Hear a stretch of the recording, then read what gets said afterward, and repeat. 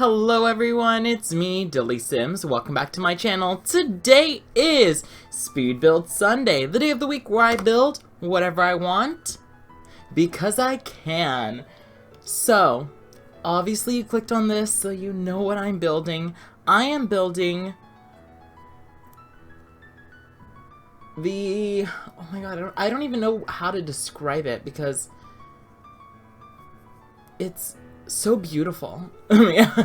Oh, wow, I sound so conceited right now. I'm like, yeah, my build is so beautiful, and I'm not talking about the build itself. I'm talking about the building that I am building.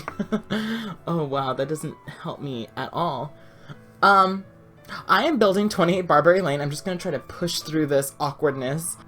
So, this house, or building with apartments, is very loosely based off of the 28 Barbary Lane that you would see on the Netflix version of Tales of the City, or the old 90s version of Tales of the City, or pictures that you would find online of 28 Barbary Lane from the book series Tales of the City, which I have had a lot of time to read lately. I know, surprise, there's the pandemic and, you know, you have nothing else better to do, so might as well read. But I just finished, well, that's a lie. I recently finished, because I've been reading a lot. I recently finished the whole book series. It is a nice, and I read all of them. It was beautiful and very insightful and gripping, and I really loved it.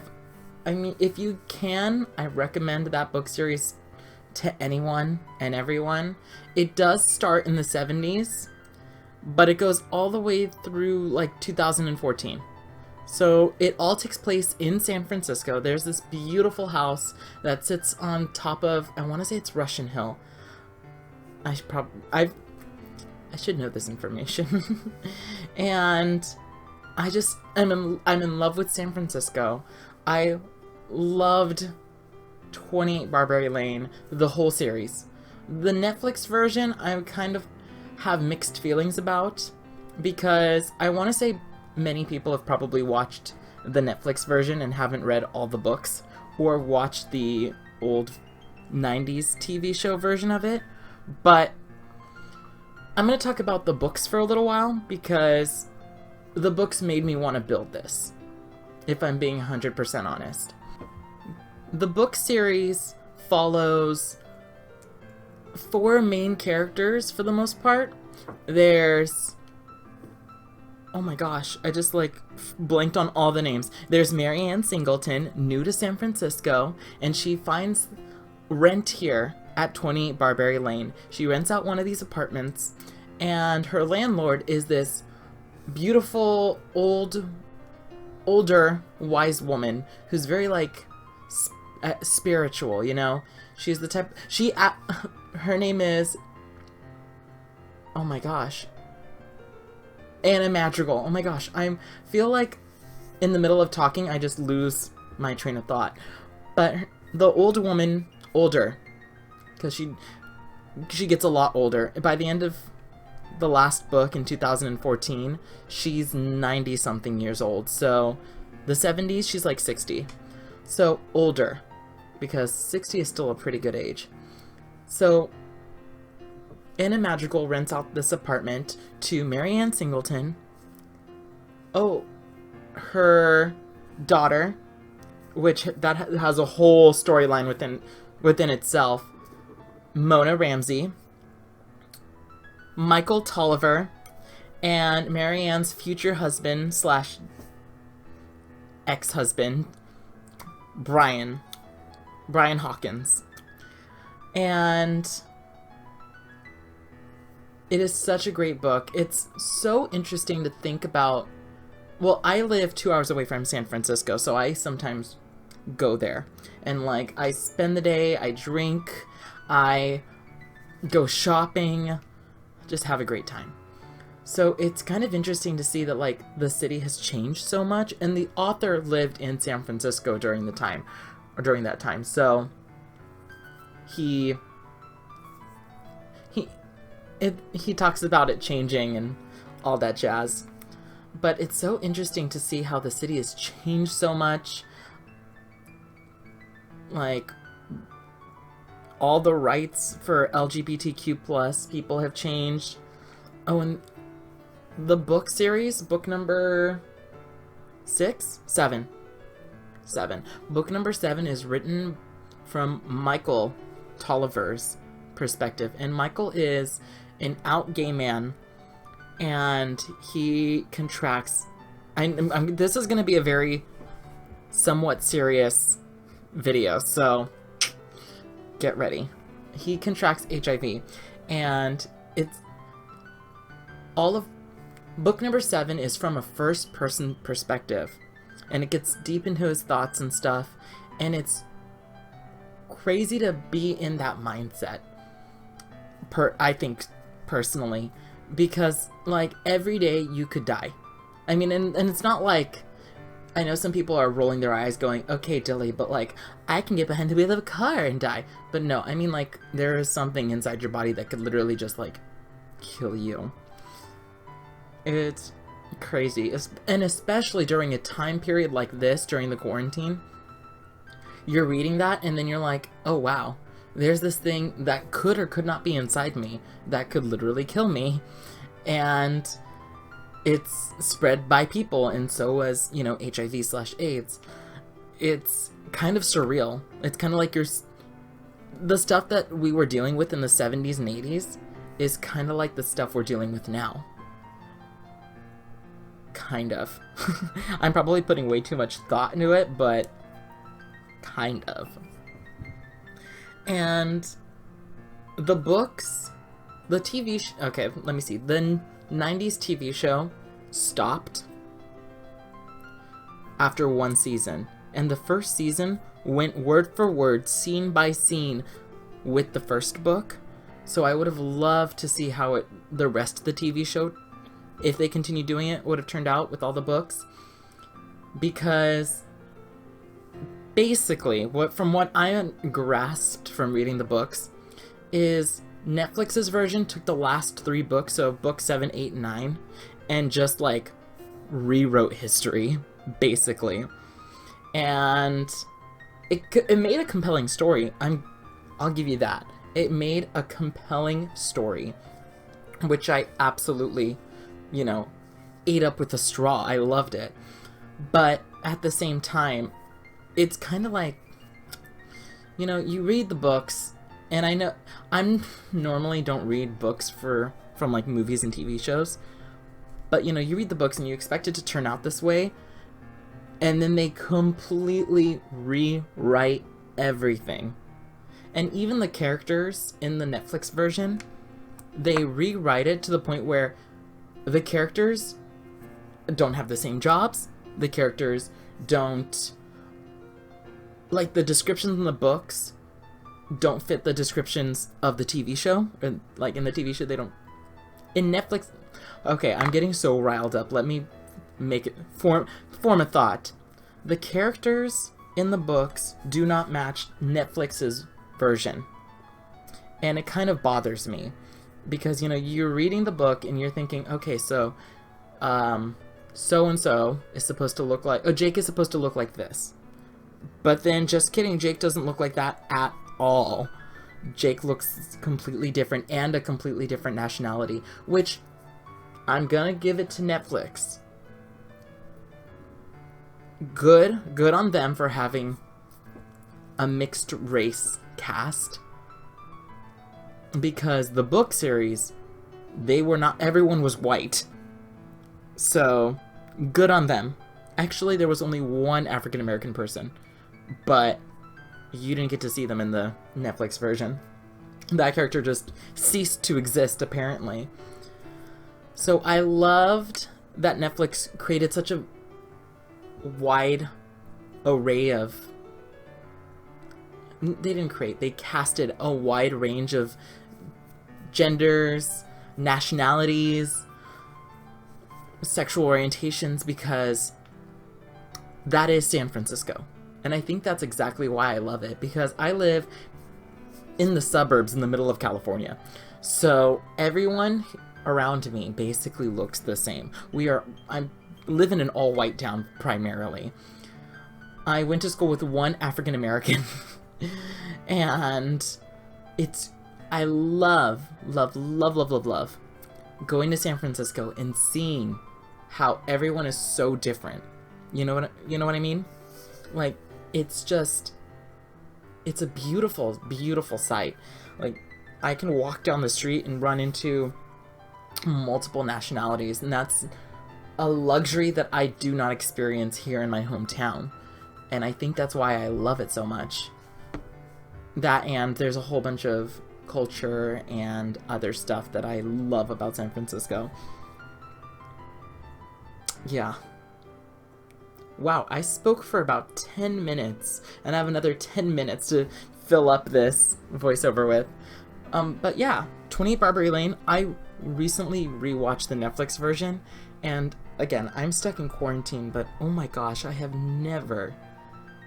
I don't want to say it's homesick, but like, I watched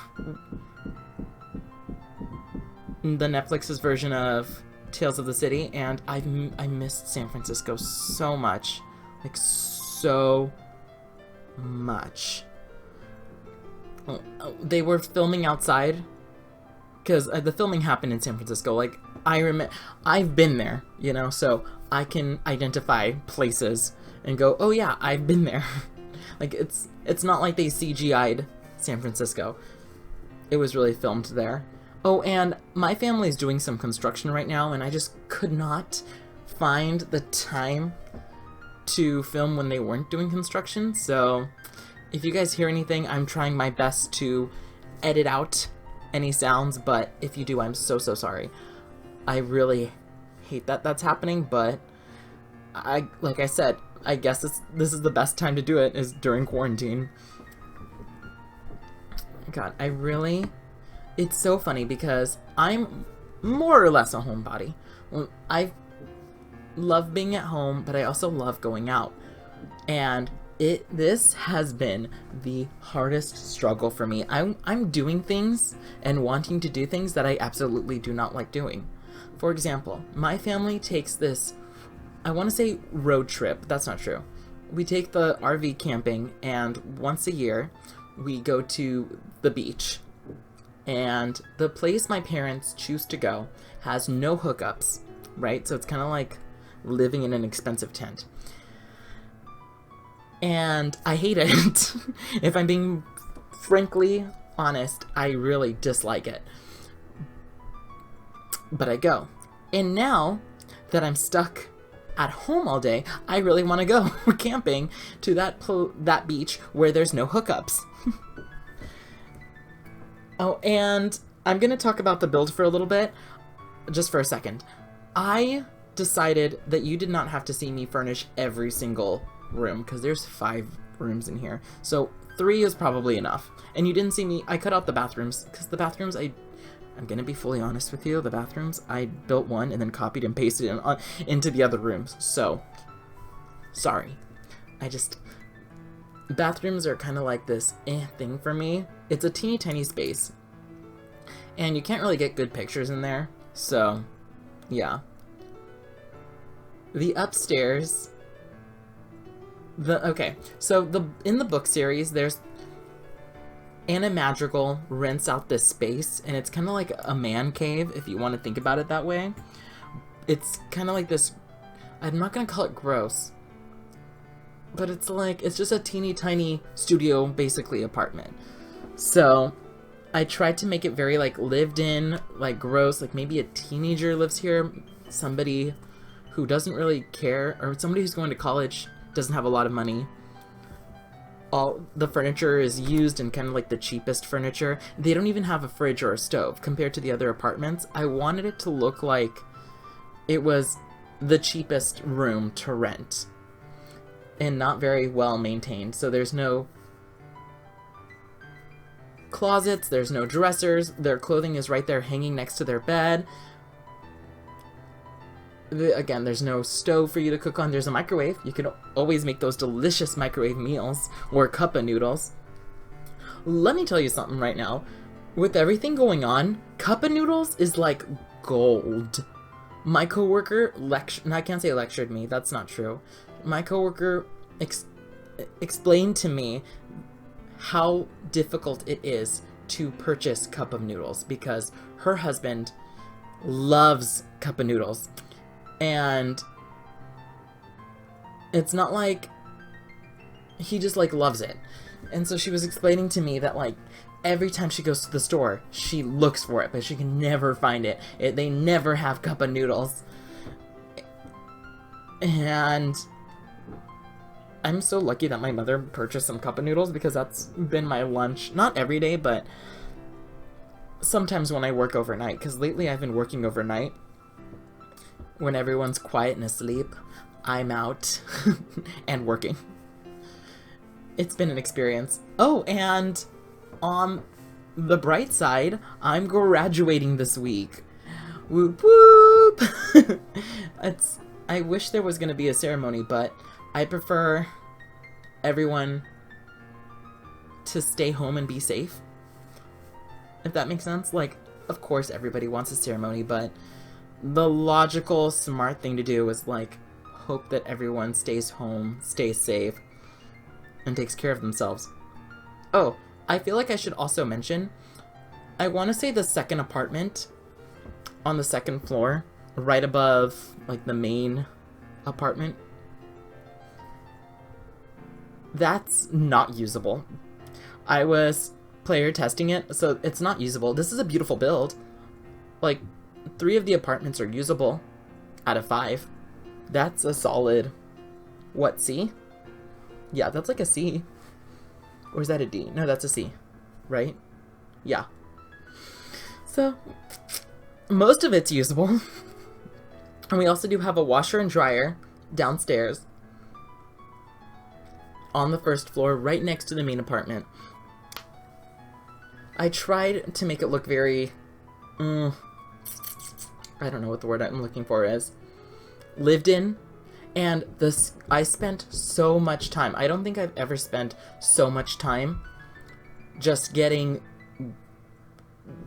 the landscaping to look a certain way. Because with all my reference photos that I found and from the TV show, there was so much greenery. Like, so much greenery. And I love it because I don't want to do that, but I love this, like, tropical oasis. It's not even tropical. This beautiful oasis that's very green in the middle of San Francisco. So I tried very hard to make it look like that. And there are 4 planting pots and a planter on the left side of the build. So, how do I put this? Anna Madrigal grows her own pot. She grows her own weed, and I wanted to capture that and, like, make a little place for her weed growing. And, like, sadly the Sims doesn't have weed, so I tried to find a plant that would work as, like, a pot plant, but yeah, there's nothing good, so I'm sorry. And a funny thing is, Anna Madrigal grows her weed, and then she names them after successful women that she inspires her. So she'll name it like the Princess Diana, or if she was alive and a real person right now, like Anna Madrigal would probably name a plant the Michelle Obama. It's really cute. But I am getting very close to the end of the video, guys. Here's some screenshots. I'm going to leave this part off here. Let me know what you think of this build. Let me know what you would like to see be built. And remember to like, subscribe, comment, do all those fun YouTube things, and I'll catch all of you guys next time. Bye, everybody.